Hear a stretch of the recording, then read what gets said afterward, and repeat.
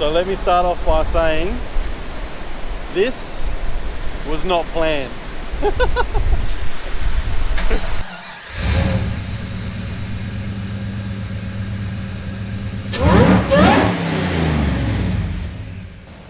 So obviously, if you've seen the last video, you know that the ute over there blew a head gasket and had to be repaired just in time for motivation. So in doing all of that, in putting all that content out for all you guys, we've actually been contacted by the guys at CSC Performance, and they said, hey, do you want to chuck it on the dyno and give this thing a health check? Sure, why not? Let's do it. Abso-fucking-lutely. These things don't happen for no reason. Head gaskets don't just blow. There's probably going to be a reason for it, whether it be tune related or environmental factors. And basically what we're going to do is just verify here on the dyno, which is the safest and most repeatable place to do it. And yeah, we're going to actually check what the health of the engine's like before we go and beat up on it for 3 days straight. Yeah, that's it. Just the basic vitals, you know, fuel pressure, timing, all that sort of thing. Yeah. See where you're at. This car was tuned over 20 years ago, so I would put money that there's definitely room to be for some improvement there. Yeah. If we were going to tune it, we're not going to do that, but we're just checking for now. There's definitely some room for improvement in the future anyway, with getting things a little bit more tickled up. Well, this car's just driven about 200 Ks and it's nice and warm, so the boys are just setting up and cooling it off with the fan on, which is why we're standing all the way over here, because that thing's noisy. Let's do it.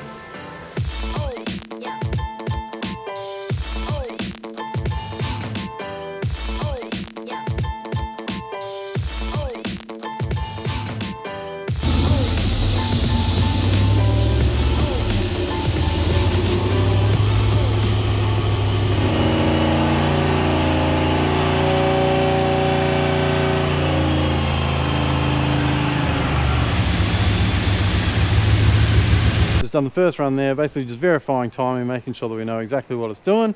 The guys seem reasonably happy with it. It's possibly an older style of tune. It's got a little bit more timing in it than what would normally see in a boosted application, but we'll make a couple of power runs and see what it does.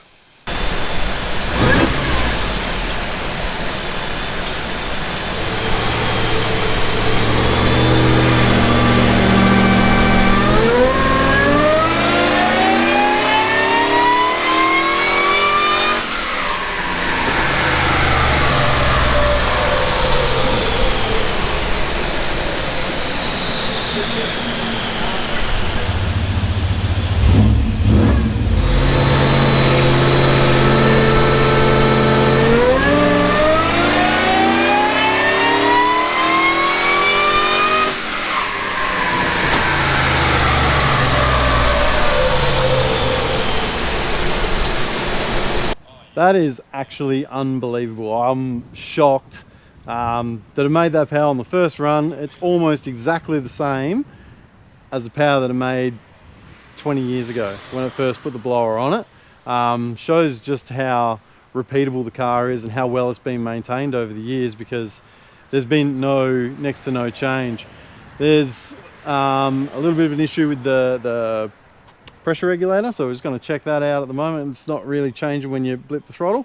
Might just be that a vacuum line's come off or something like that, so we're just going to check that out, and if it's all sweet, we're just going to send it again and see what it does.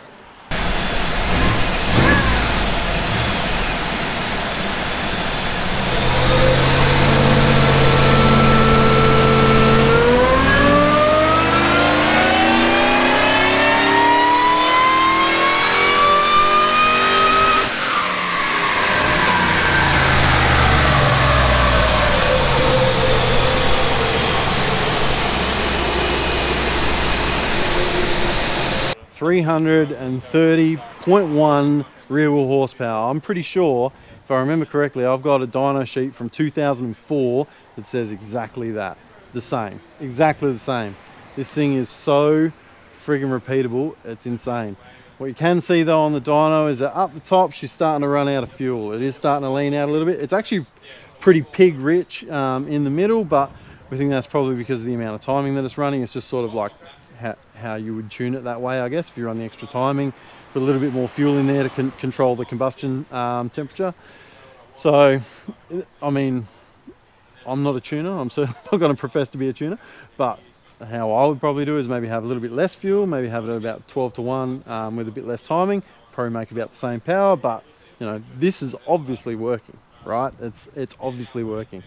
Absolutely stunned. Kurt is shocked as well. He's busy having a yarn because, you know, this is what we're here for, really. We weren't really planning on doing a video with this, but with the guys having offered, we figured, hey, we'll bring you guys along for the ride and just sort of show you what power this thing actually makes 20 years after it's been supercharged. Remember, this is a small blower. Eaton M112 supercharger, which is like a 1850cc supercharger, non-intercooled, 11 PSI, totally stock 5 litre underneath. It's got Bosch red top injectors and a fuel pump, and there you go. That's what it's doing. 20 years. It's had a pretty easy life. I'd say I certainly don't treat it badly. It's well maintained, but still I was convinced it was going to make about 270, 280 horsepower, but this has really surprised me. What I probably need to do though is maybe modify the fuel hanger and put a Warbro 460 in it. That will then keep that fuel pressure nice and stable the whole way and keep the flow up. If that doesn't work, it might need a set of injectors, but I don't know. It's definitely got us G'd up though. I think Kurt and we've been thinking maybe we'll fabricate an intercooler brick for this thing, put a cam in it, you know, like update the valve train and see what this small blower and a stock bottom end can actually do. But make no mistake, guys, we are snowed under with projects at the moment. So if it's going to happen, it'll happen a long way away. But for now, I'm super happy with this, knowing that it's ready for motivation. If you guys are coming, please come and see us. If you've got a shirt, please wear it. If you don't, head to talkhub.com.au, get yourself some merch, and thanks for supporting us.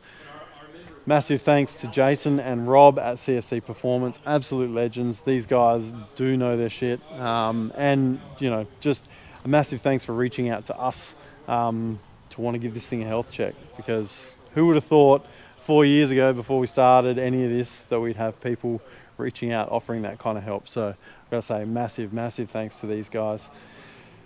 But that's it for me for now. This is a nice short sweet video, but I hope you enjoyed it. 330 horsepower. I wonder if we can make 400, maybe put some E85 on it, make 450.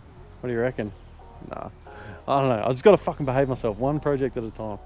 All right, guys. Thanks heaps for all your time. Catch you next one. See ya.